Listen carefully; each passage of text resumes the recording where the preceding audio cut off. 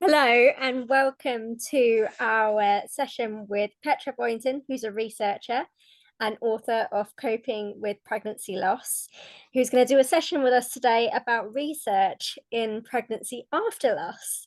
So I'm just going to hand over to you, Petra. Thank you for being here. And just tell us about you, what you do and what motivated you to work in research and academia, and also to focus on pregnancy after loss and pregnancy loss. Well, thank you very much for having me, first of all. It's lovely to be able to talk to you about all this.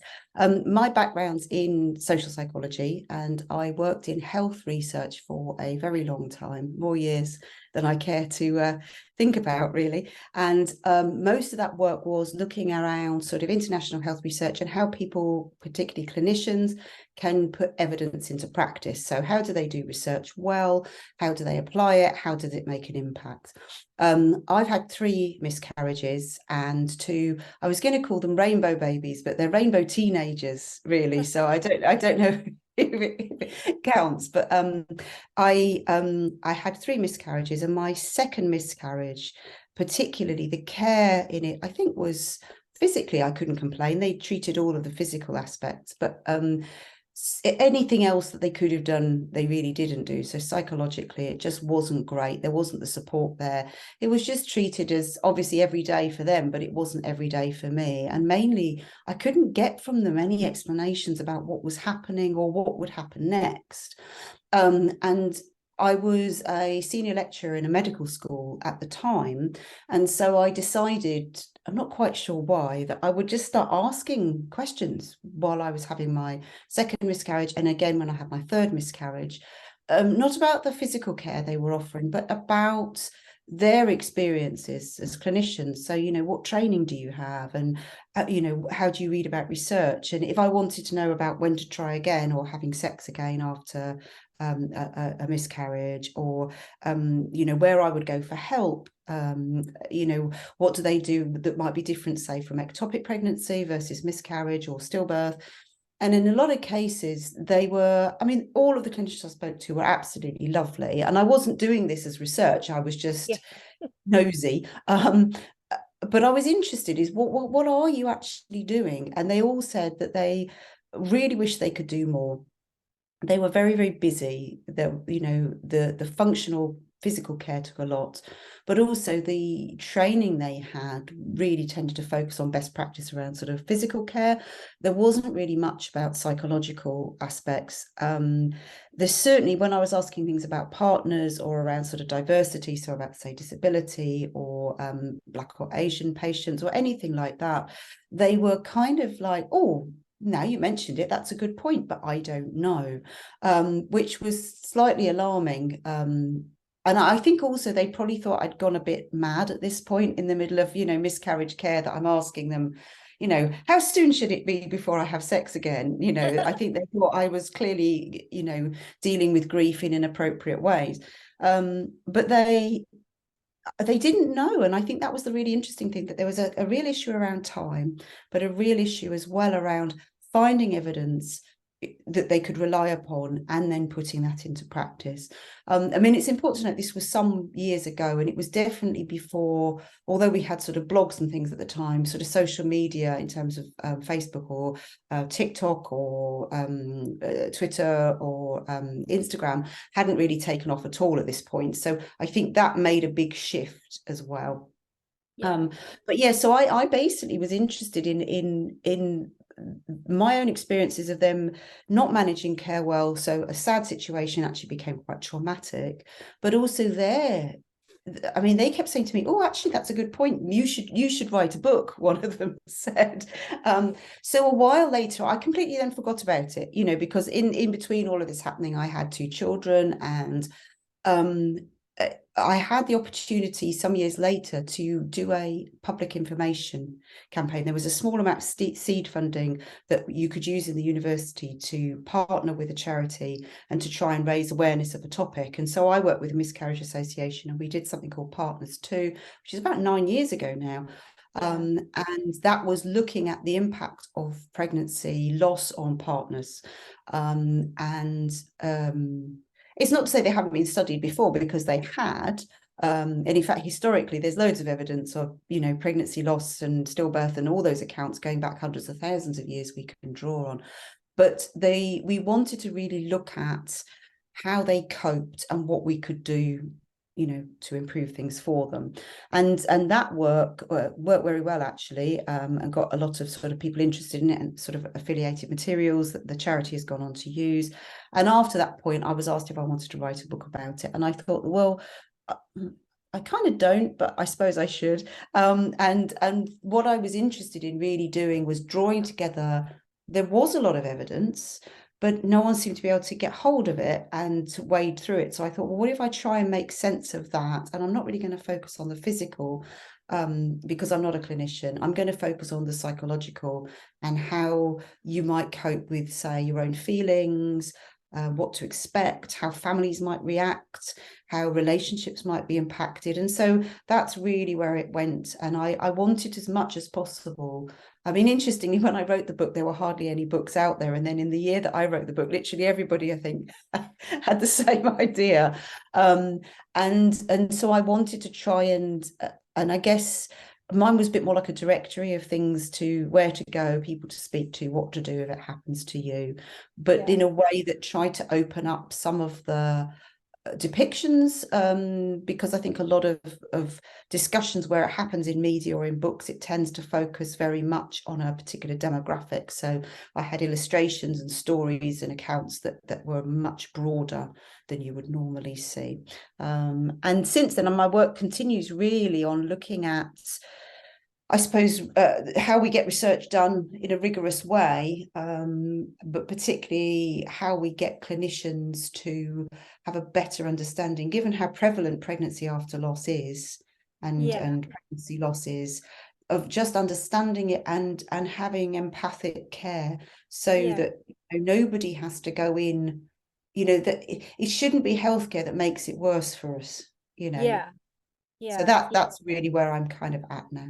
No, thank you for sharing that. And when you talk about all of those questions, like how soon can you have sex afterwards, like it's all stuff that you do think about, but perhaps it hasn't, perhaps people may not want to share that they're thinking about that, but we are thinking about things like that. And so that it is really important. In terms of pregnancy loss research, I mean, compared to pregnancy after loss research, I imagine that there's probably a heavier load of research around pregnancy loss, but maybe not as much with pregnancy after loss. But how would you say that research is in pregnancy after loss has changed or improved over time? Well, I think we've got, I mean, in the last 10 years, 5 years particularly, but 10 years, things have changed dramatically. And it's interesting to me that I feel hasn't really changed through academic research as much as it's changed through communities. So that's charities, particularly small charities, it's community groups, it's initiatives like, people playing football together or doing crafting, it's bringing people together, it's celebrities sharing their stories, and then other people now having the ability to talk about that in the media or through social media. And I think particularly social media, and especially Instagram and latterly TikTok, has made an enormous difference of the fact that you can now find pretty easily with a hashtag that you're not alone, that somebody else has been through it. And these stories that we were talking about, like when can I have sex again, or is it normal to feel very jealous of other people who are pregnant, or actually I don't feel anything, what's wrong with me, those kinds of questions that really we could have waited for research to answer, but it still hasn't, are being answered all the time now by people who just want to share their story, and then other people can add their stories onto it. So it's not formalized research. And I think if you said to people, you are doing research, they'd actually say, no, I'm not. That's not what I'm doing at all. They might not even count it as awareness raising, and yet they are. So that, I think, has changed the landscape dramatically, and research has sort of followed on behind. We've definitely seen a huge shift in the last 20 years, but certainly the last 10, of research on stillbirth on miscarriage. Research on infertility, I think, has been growing steadily for a lot longer. The work on partners is interesting because, again, historically, we've got archival research going back to thousands of years.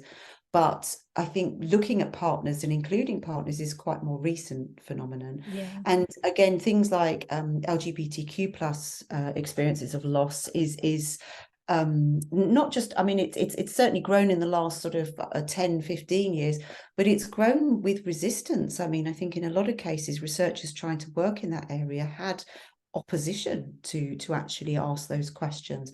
So it's a topic that's kind of a bit fraught in some ways. I would say that because of changes in different countries, not all countries, but different countries that have got sort of pathways around better care, acknowledgement of problems, recognition around sort of the prevalence of a pregnancy loss or stillbirth, around infant loss, and particularly the impact of that on minoritized communities. So that would be, particularly Black and Asian parents, but also people living in poverty. Those have made a big difference. It doesn't mean to say that the practice has improved or the inequalities have changed, but it's sort of on the radar more than it was.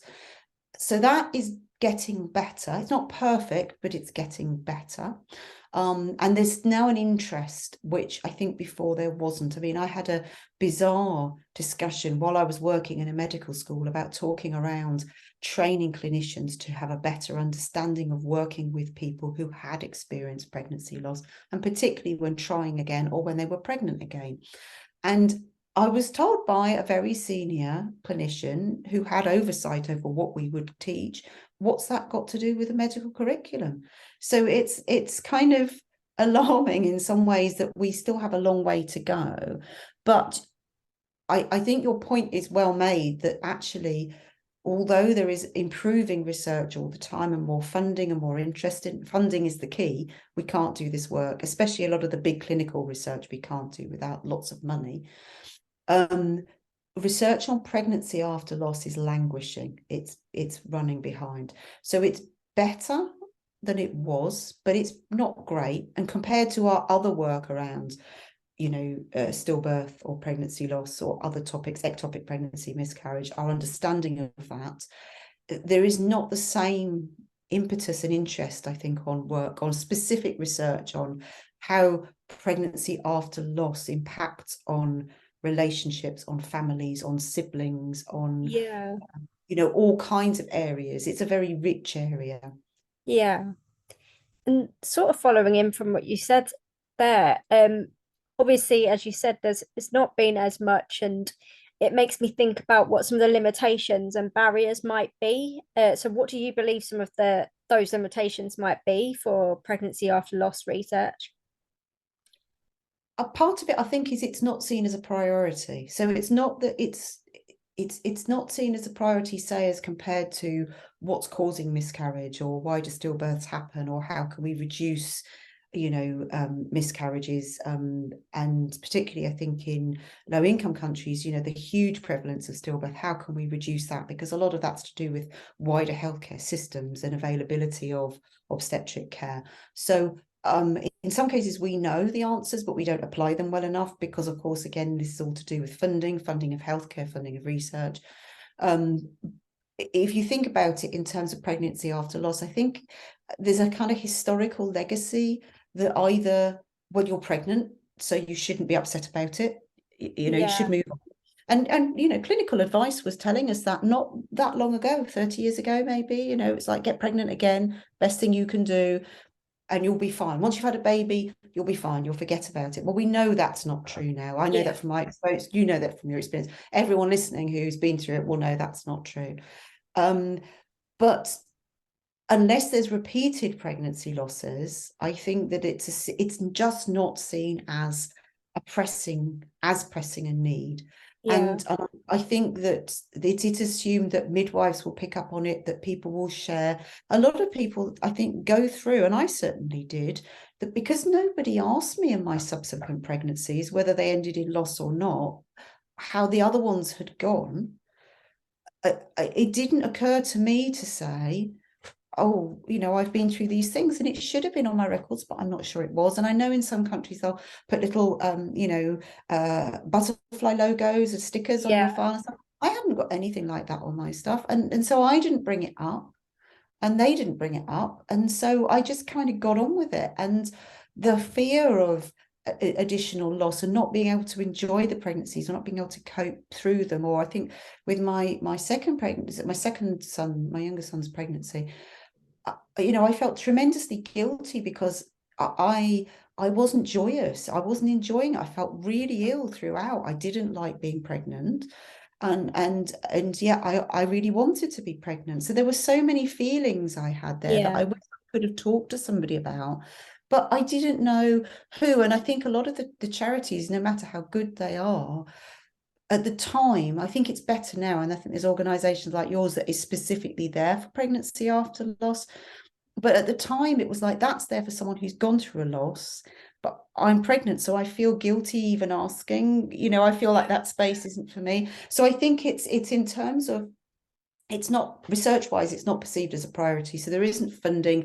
I think a lot of the researchers that want to work in this area and want to publish on this topic are driven by other research priorities. And it's not to say that they aren't important, because they are. I think that the bulk of the work, as I said, that's being done on this is community-led. So actually the evidence and the data and our stories are all there, but we're not necessarily analysing them or collating them. Yeah. And I think, again, the bulk of the research is still very much skewed to sort of the physical care and the healthcare and the clinical aspects.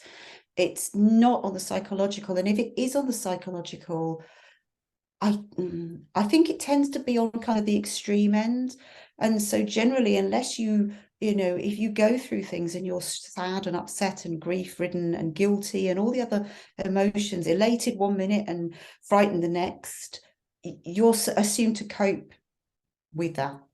Yeah. So I think that there isn't necessarily the same level of understanding of what it could do. And I also think it could be, as we already heard, there's a sort of big potential topic. We could be talking about what happens to the siblings growing up where there's Yeah. a big loss. What happens cross-culturally? How do different cultures deal with this?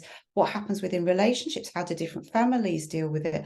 What happens again with inequalities? And I think in all of this that we've got not just the gap of the pregnancy after loss research is lagging behind, but even within that, the same hierarchies that play out in existing research on pregnancy loss and stillbirth, is that, again, LGBTQ plus communities are excluded as both researchers and participants, but also Black and Asian people's experiences of pregnancy after loss are not included, which is concerning because, again, with the high levels of loss and the harms that were very much identified in the major inequalities of infant loss, but also maternal death, is Yeah. something that I think is worrying that's not picked up on in terms of the impact and the fear and the terror that can go with care. I think doulas are raising this and communities are raising this and activism and sort of campaigning again online, but it's not filtering through. I think young parents, again, are very much left out because it's assumed that, in a lot of cases there's horrible stereotypes for them that if they go through a loss, well, that was a good thing, and there's almost like a stigma of, well, you're pregnant again, well, we don't want to talk about that. Partners, as I've said, are left out, but in the pregnancy after loss story, I think that they are seen as making it all about them if they try and talk about their feelings, even though quite often, if they witnessed a previous loss that was particularly traumatic for them, all that feeling has to go somewhere, and so they may find it very, very difficult to find someone to talk to, and they won't want to share that with the spouse who's pregnant or the partner who's pregnant because they don't want to give them any more stress. So that can cause issues. We don't have enough research there, I don't think. Disability is a big thing, particularly neurodiversity, is something that is certainly we're recognizing more, has a major impact with how we actually deal with research. We're leaving a lot of that out, and disabled people who have had other losses again, so we've got that anyone working in an additional language with a learning difficulty, and from low-income countries, there just seems to be that inequality that already exists is widened further when we look at the fact that the work isn't done. So that was a very long answer to say that really it's just not a priority. But it's the large issue really, the disparities around pregnancy after loss research is about it's low down on the list of priorities, and so it means that the problems and the inequalities are perpetuated that we're already seeing in other areas, not just in pregnancy loss work, but elsewhere too. But I wondered if that's resonates with you, if it's what you're also seeing and hearing from other people, or whether you feel there are other issues around why this is not perhaps the research priority that other areas seem to be. Yeah, I mean, I've wondered it myself. I know, as I said, there's a wealth of research in pregnancy loss, but then when it comes to pregnancy loss, there's only sort of select stuff, probably more coming out now. And I do think that we already have inequalities in research, so we're already kind of behind in that respect. And then when we don't prioritize the research, we're again not hearing from the people that of different communities that and people, with different diverse backgrounds, who this is probably making it even more of an isolating experience for them. But yeah, I'm in terms of why it's not such a high priority, I guess, as you were saying, there is sort of that you're pregnant again, it's fine. Like, even when I had my loss, um the nurse that I had was like, you're young, you can try again. And then, when I was pregnant again, I was going through so much in my mind, my mental health. I was so anxious, but that support just wasn't out there. And it might have been in little pockets in different sort of baby loss charities that might have touched on it, but it is such a unique and experience with so many of its own challenges. Um, it does surprise me that there isn't more research, but I guess that it's more that the research is funded for things like stillbirths and miscarriages, and because we're still trying to find out a lot of answers around them as well. So I think that's probably what it's down to as well.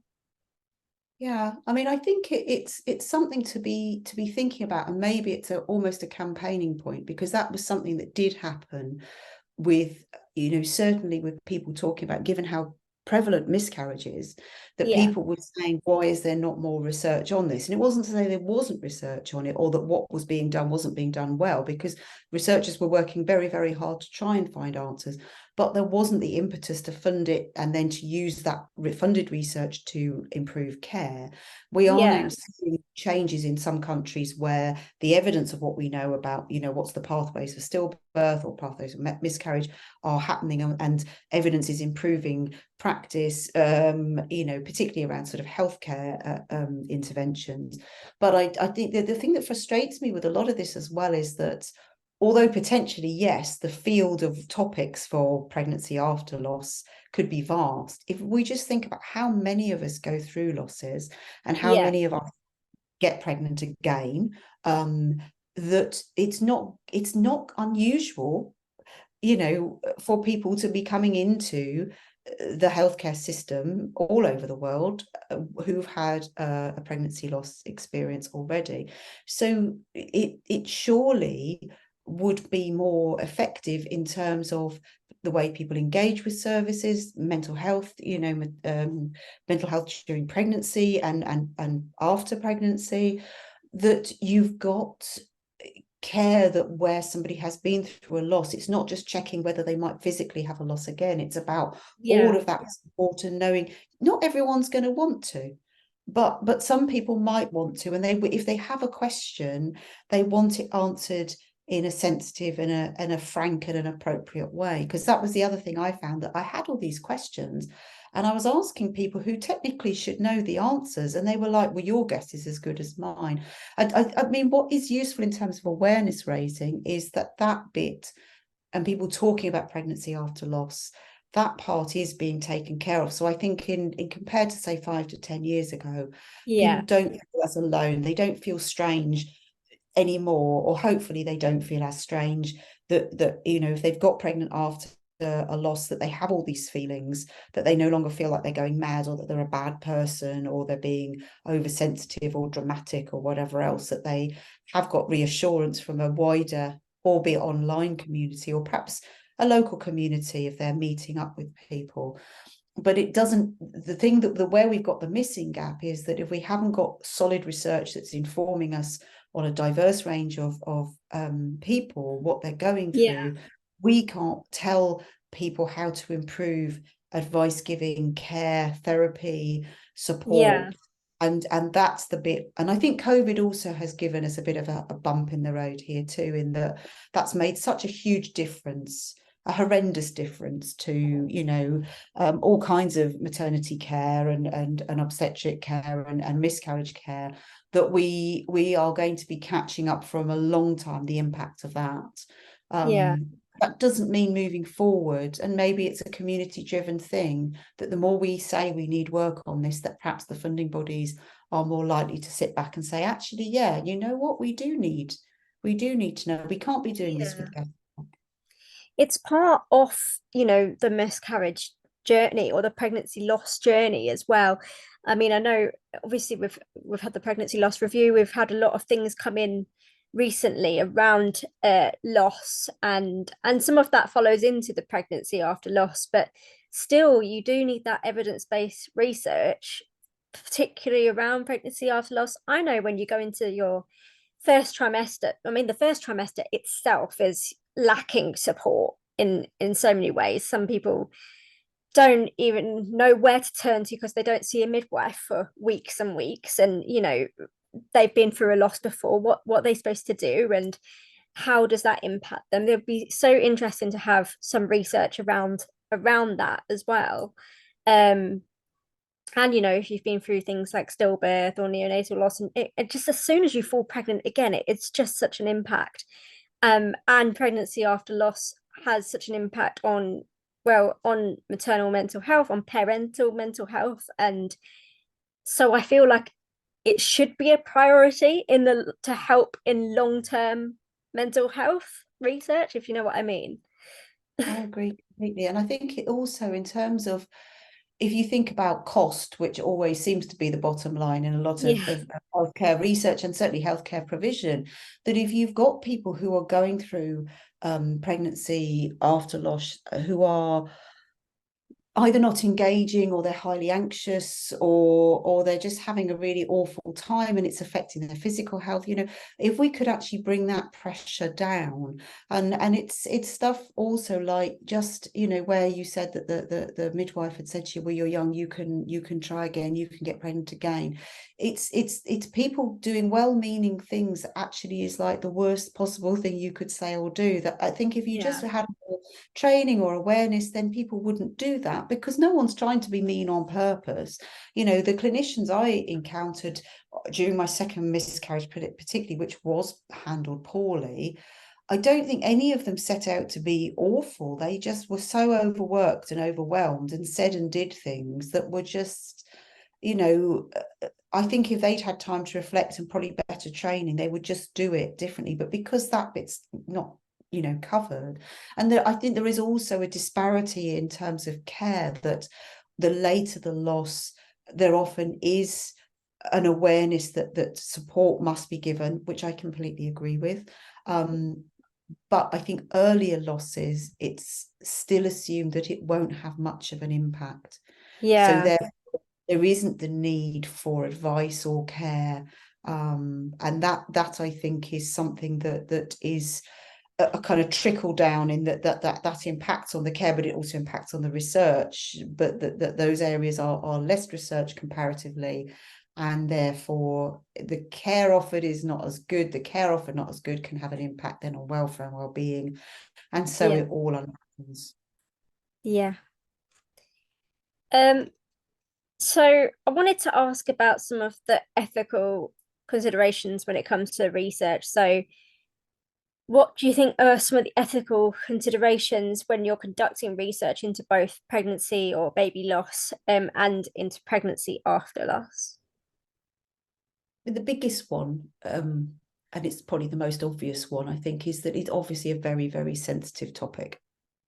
And so, interestingly to me, the research is always set out that there's very sensitive areas and then there's areas that everyone will be fine with. And as a researcher, I've always found it doesn't actually make a great deal of difference. You can have a topic that seems very sensitive that people actually are fine with, and then something that you thought would be okay that suddenly somebody's upset by because something happened within it that you couldn't possibly anticipate. But it is a sensitive topic and people are going to approach it in very different ways. People are drawn to this area because they want lots of different things from research. It might be they want to remember their experience. It might be it's almost a form of therapy for them that they want to, or catharsis, that they're going to share and offload stories. I've certainly worked with people who had losses many, many years ago, people who are very elderly now, who didn't talk about it at the time and are approaching end of life and are aware of that, and they would like that just to be given to somebody. So it could be an offloading that they're using the research for in that way. And it's a real honor and a privilege, I think, to be given this information from people, that they choose to trust you enough to share. Sometimes it's memorializing, sometimes it's shutting it off. It's like, I don't want to think about this anymore. I want to give that to you and I'm going to move on.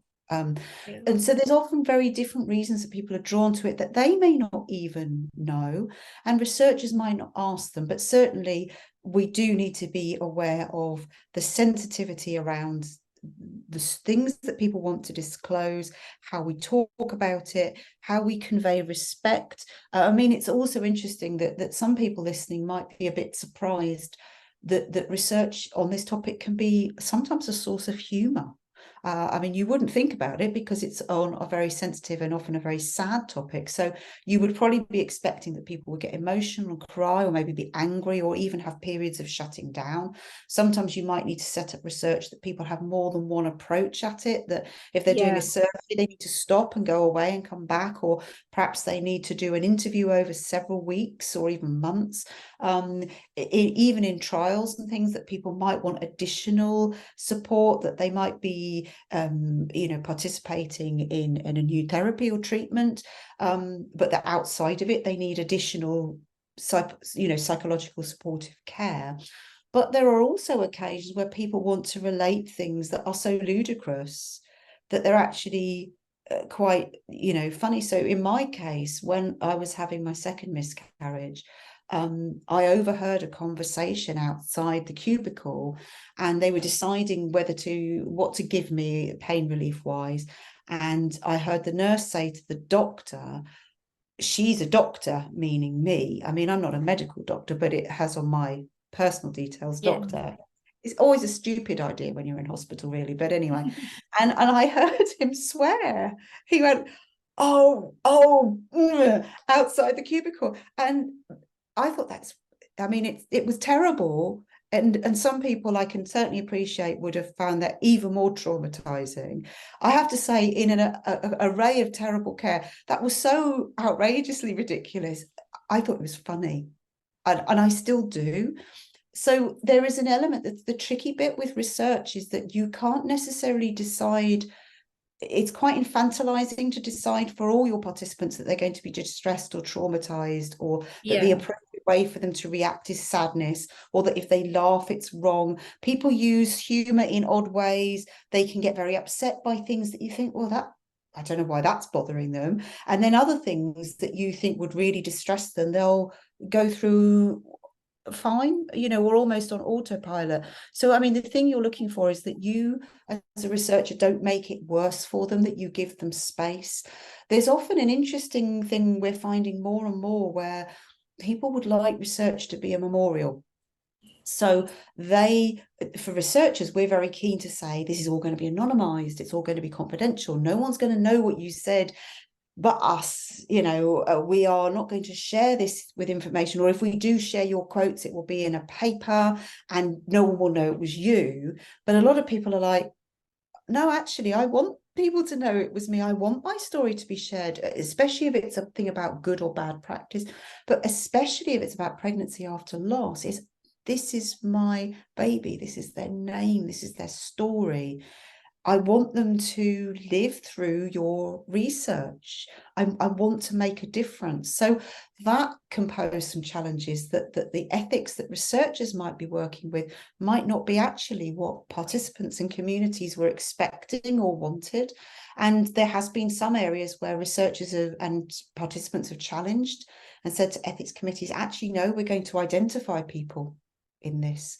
But that's a definite ethical sensitivity. Not everyone is distressed, and I think that's another one, in that some people experience pregnancy loss as a relief. They didn't necessarily want to be pregnant, and so they have a complex story in terms of pregnancy after loss, in that actually they might not have been upset when they had their miscarriage, but now they're pregnant again, perhaps they are, or perhaps it brings back feelings they didn't have, or perhaps actually they're still not bothered about it. So when you're inviting people to be in research on pregnancy loss generally, or pregnancy after loss, there needs to be about respect and dignity and all the things you would have in research anyway.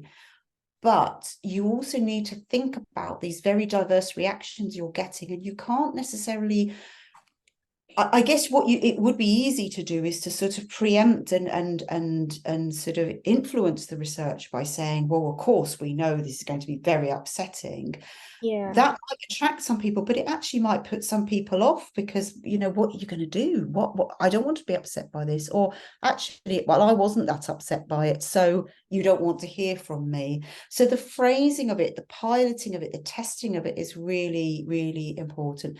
The reason, as I said, of why people come into the research, lots of different motivations there. Some people are very angry. They want to be very angry about what happened to them. And again, I think particularly around minoritized communities, they've got an absolute right to be not just angry about how they're treated in their care, but how wider communities are treated now and historically and in other countries. And all of us should be absolutely outraged around the high prevalence of loss in Black mothers, for example. It's appalling. So there needs to be a space for that. And I think people are right to do that, but that requires researchers to be supported themselves, and that some of the researchers doing the work have been through loss. And I was interested, we might want to pick up on this in a second, but around, do you need to have been through loss yourself to be a good researcher in this area, or actually is that a disadvantage? Do we want people doing the research who are very experienced researchers, but perhaps their only experience of loss is hearing from other people? Or do we want to talk to someone who knows, who's been through? Yeah. It's a tough one, isn't it? It's It is. as it's like, do you want to speak to someone who's had that experience, or do you want someone who's, I guess, in some way disconnected from it because they've not been through it and can kind of see things through a different lens rather than the lens of experience? But yeah, it is interesting. It's tricky. I mean, it definitely makes it easier, because I think people, as soon as they know you've been through it as well, there's an immediate kind of, I can relax with this person, Yeah. because and there's also the bit that you could share experiences. But then in terms of research, that's an interesting ethical dilemma of how much of you as a researcher do you want to bring into it. In some areas, it's very much a welcome thing that you would bring your story into somebody else's story, but sometimes it's like not about you. So you need to be very skilled. I think that's sort of a long way of answering the sort of ethical thing, is that this is a field where, because of the complexities and sensitivities, you as a researcher need to be very good at responding to those, but you also need to look after your own welfare and well-being. Because I think whether you've been through losses or not, hearing other people's stories and allowing them, whether you're doing a very quantitative piece of research, a very clinical piece of research, a very qualitative pice of research, you're still together absorbing all of that, and that can take a toll. I mean, interestingly, I have found talking to other people about their loss is harder than talking about my own. I think probably a lot of people would relate to that. And I think there's an issue also about ethics around when you've got larger organizations now getting funding or giving funding to do research that perhaps in the past we didn't have, or these bigger projects happening, particularly big clinical projects happening, that just as there needs to be sort of the respect for the participant and the dignity offered there and the care, there also needs to be an acknowledgement of the sort of smaller charities and organizations with their wealth of knowledge and experience and expertise, that they are not sort of, you know, subsumed. There's a word we use in research called bigfooting, where, you know, like a much bigger organization can trample over the expertise of smaller organizations.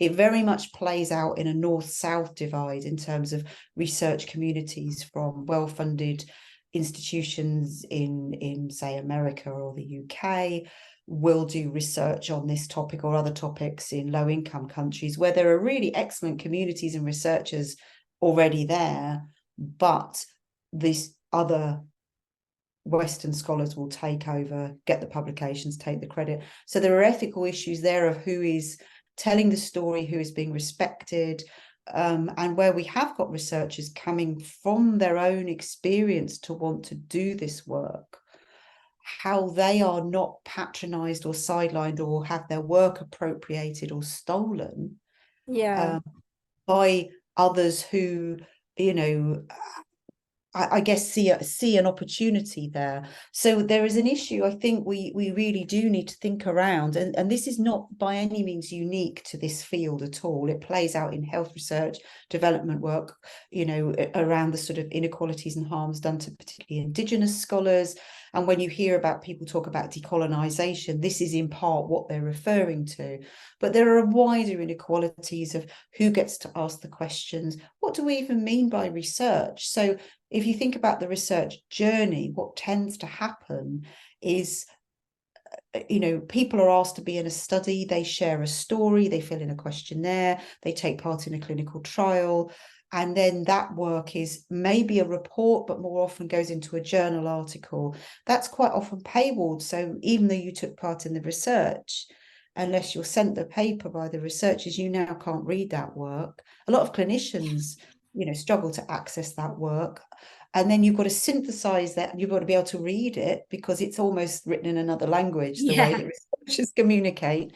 You know, I mean, I teach people how to read papers, but it takes a long time to learn to do that. If you're in a crisis or distressed or just busy, it takes time to do. So there's a kind of question here as well, I think, moving forward, of what do we want from research and how do we want it shared? So, you know, okay, we might do, I don't know, a series of TikToks talking about how, you know, we feel and our experiences of pregnancy after loss, and hundreds of thousands of people might share their own stories. Or it might happen on Instagram, as we've seen with lots of people who share their stories about, you know, pregnancy after loss.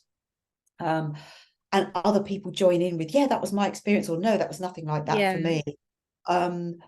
That in many ways we are researching, we are curating, we are storytelling, we are archiving, we are priority setting. You know, we are actually doing a lot of the work here that is part of traditional research, but we're not necessarily publishing. So I think that's an ethical question as well, around who gets to determine the agenda, who gets to decide what methods are used, who gets to decide the output, and what happens in terms of impact and sustainability. If we've given our time and our stories and our memories, and in many ways we're giving parts of ourselves, but we're trusting people either with the stories of our losses or the stories of our babies, or around a hope that things will get better. So somebody else won't go through the loss that we had, or the poor care that we had, or that things will be better. If we're doing all that in trust, there needs to be, you know, there's an ethical issue there of work being done that actually has an impact, that the community, you know, those of us who experience loss get to hear about. And I think for me as a researcher, I can sadly say we could do that much better.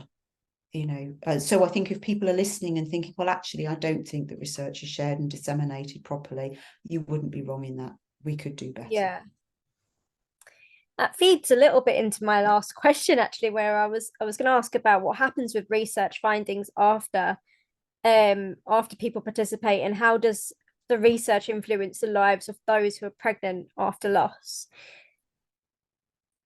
I mean, it will depend, but generally, if you're doing some kind of academic research, and it would normally be within the sort of social sciences, health, development sort of sphere,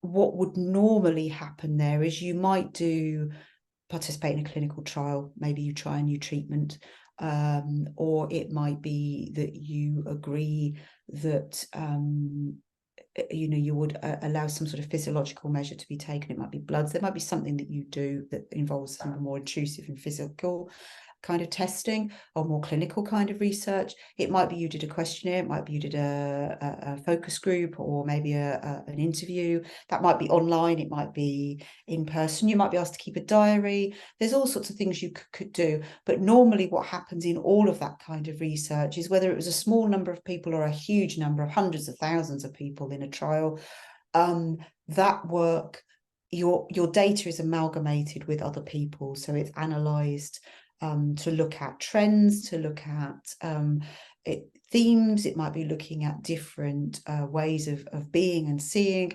It's going to be telling us stuff, and it's normally linked to existing research. So the researchers will have looked at what else has been done on this topic.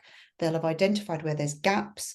Your work will be hopefully filling those gaps, and then they will make recommendations. And ideally, those recommendations then find their way into practice, be that through a pathway, be that through guidelines, be that through teacher sort of peer-to-peer education, be that clinical education. It might be on the medical curriculum, it might be what therapists learn, it might be on a training day, it might be on an online course.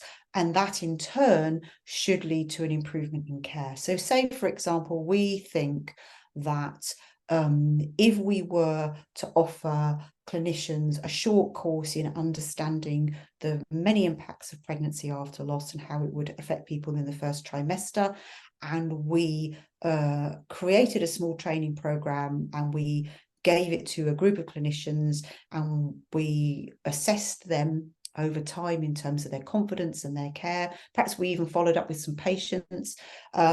We could then hopefully see longer term that something had happened, and that we could then suggest that that was rolled out across healthcare settings more widely. It moves very slowly, because also not just the work has to be, the data has to be collected, it has to be cleaned and analysed and then written up, and then it has to be sent to journals. And I think what a lot of people don't know is, we don't just say, oh, here's our report, journal editor, will you put that out there? You will send your work in, and lots of other people are sending their work in at the same time, and then it's usually sent out to peer reviewers, and they'll look at the work and they'll say, yeah, this is good, or it's okay but it needs some changes, or no, we don't want it at all. But that peer review process can take anything from several months to over a year. And the more competitive journals, so also people are not always aware that journals have hierarchies. So some are seen as having a much more prestigious role than others. So if you're going for a very prestigious journal, it can take longer to go through the peer review process. COVID's made a difference to that, because again, lots of people are busy. The people who are peer reviewing also are other researchers, other academics who've got their own teaching and research to do. You don't get paid any extra to do this work. It's all fitted in. So it's a laborious process. So you can find that a study might have been done 2 or 3 years ago. By the time it's reviewed, revised, goes into publication, and then there's some months after, it might be anything between a year and 3 years before it's published, which, when you're thinking about an emerging field, that's a problem. I mean, and this is not unique to this area of research at all, but that's a problem in terms of how long it takes. And then obviously people have to know it's there, they have to read it, they have to cite it, they have to put it into practice. So there are a lot of ways that this work can get sort of blocked. Other practice and other ways we can do research is, say, for example, using creative methods, so video, scrapbooking, art, storytelling, music, poetry. that we're sharing our stories in that way, or you've got community groups who are doing work where they collect the data, they do the analysis, they might have it peer reviewed, it would be as a report that you can download from their website. That is a much faster process. It doesn't necessarily mean still that any impact comes of it. And I think that's where we have a real problem, that I think a lot of people feel like I've shared my story, I've given data, or I've donated something, maybe it's my time, or it's even something sort of physically that I'm giving of myself, that you've got that happening and you think that it's going to swiftly lead to change and a discernible impact, but actually there is a real backlog there. And that, there's a whole other podcast on the ways that we could do this differently. But certainly there is an issue around that process. But I would hate anyone listening to think, well, I'm not going to join in then. I think that we need more research, not less, certainly more research on pregnancy after loss. But there is no reason why, if you felt you wanted to actually do research, researchers don't have to be in a university or a hospital. People might be surprised to know that certainly a lot of clinicians doing research have very little research experience. Some of them do, some of them are extremely experienced, but a lot of them aren't. So there isn't any reason, just because somebody's working in a university or a hospital, that they necessarily could do research any better than anybody else. And there's lots of community projects where, researchers and participatory projects where either community members have worked with researchers or they have led on it themselves, and a researcher has given some insight or some help, that they've done the work themselves. So that is another option for us, is that we don't have to actually wait. There's quite a lot of toxic barriers in academia, sort of competition, that you want to beat people to get a result out, and you want to publish a particular thing in a particular journal, and that benefits your career. It's again why, when we were talking earlier about why is work on pregnancy after loss not given the same priority, is because that's not going to have the same prestige. And that's an ethical problem. And again, it's not true of all research, but it's just part of a kind of more tricky problem that's impacting on research generally. But the bonus, I think, in this area is there's lots of smart people with views and opinions who can see this from multiple angles. And yes, it's requiring us at a time of perhaps difficulty or distress or busy lives to do our own work. And yes, it would be better if funded researchers did that work for us, but quite often we found, particularly in any minoritized area, be that LGBTQ plus, be that disability, be that ethnic minorities, that no one else is coming to do the work. So maybe we should just start and see what happens. And there's also no reason why you can't team up with other researchers, or if you wanted to, just to publish it yourself, either self-publishing, or you can publish in people, community groups can publish in journals, as long as you're following ethical processes and standards. I mean, I'm making it sound easy. It isn't necessarily easy, but with training, the option is there. And I would really like people to see that as an option, and also to not downgrade themselves. So if you are sharing your stories through Instagram or educating people, you're raising awareness, in a sense you've almost bypassed the research bit and you've got on with the impact bit. So that part is a good thing to be doing. It's just the fact is that there's a whole body of evidence that would probably make that better, that you may not be able to access. And that's the job of researchers and clinicians and academics, to make it easier for everyone to find. Well, thank you very, very much for doing this session. It's been insightful for me. I can imagine it will be insightful for a lot of people who are listening. So yeah, thank you for joining us for Rainbow Baby Week.